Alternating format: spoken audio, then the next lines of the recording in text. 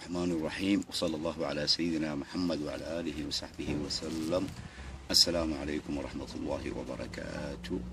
waxaan jecelahay halka kale inaan kaga hadlo qodobo aan soo jeedinay bulshadeynta Soomaaliland inay codeynta madaxtooyada halka anagu tala aan ku bixinayo iyo xisbiga aan ahay waa la wada ogyahay.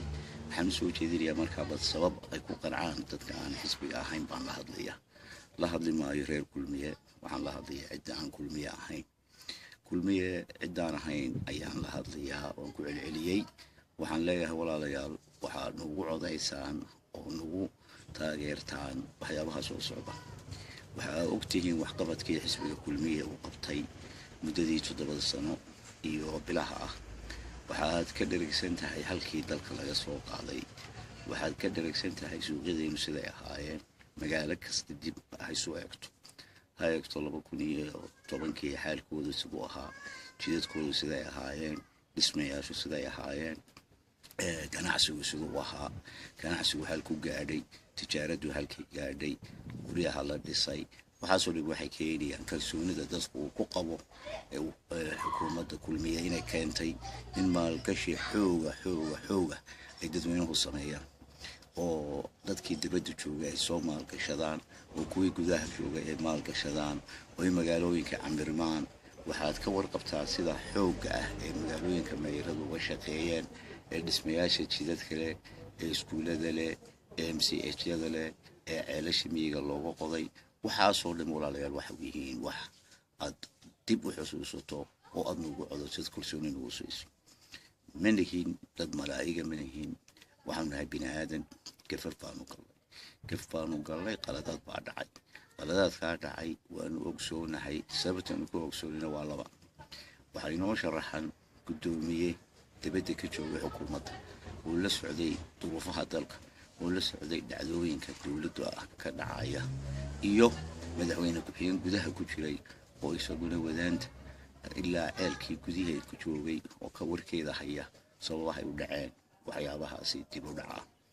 dadkii sixi lahaa dad kaga habbooni ma jiraan.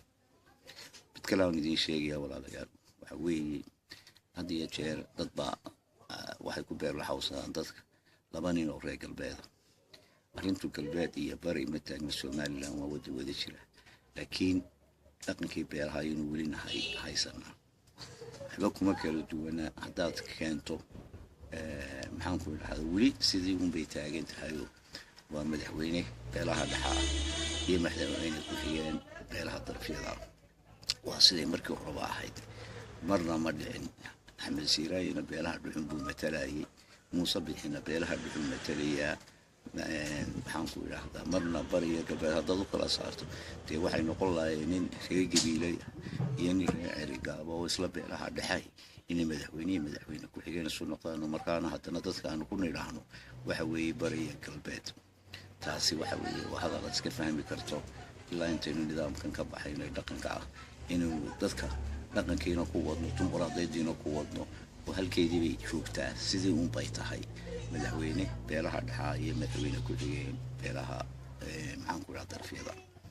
halkaa markan ka baxo in ka gudbo waxaa iyana jirta oo idin sheegaya wax weeye ay nagu codeynaysaa. waxa weeye 3 nin ee maanta murashaxiinta inoo ah. cabdiraxmaan ciro nin soo ra'iisul baarlamaan soo noqday oo dhacdooyin badan oo aad ka xasuusan kartaan dhacdooyinkiisii ayaa u baahan tihiin. ayaa wuxuu yidhaahdaa nin isbeddel baan keenaya. isbeddelka waxaa la socda nimankii wasiirada ahaa ugu wakhtiga badnaa, ugu cuslaa, ay dhaqankoodii iyo akhlaaqdooda ay ku dhammaatay inay mu'aamarad ka galaan. madaxweynihii iyaga magacaabay doortay ay u shaqeynayeen inay mar keliya ka dareeraan markii taladiisii ay diideen. dadka caynkaasi dad mu'aamarad sameeyey inay bixitay mu'aamarad ku sameyn karaan cabdiraxmaan ciro inayna horta dad isbeddel keenaya ahayn yihiin dadkii ugu dhibaatada badnaa ee xisbiga kulmiye ka dhaqaaqi waayey ee dowladda xukuumaddu ka socon weyday. waa ka dherigsan tihiin. waa dadka maanta ugu looday xisbiga wadani ee haddana ayna leh waxaanu nahay dad keenaya maxaan ku idhahdaa isbeddel.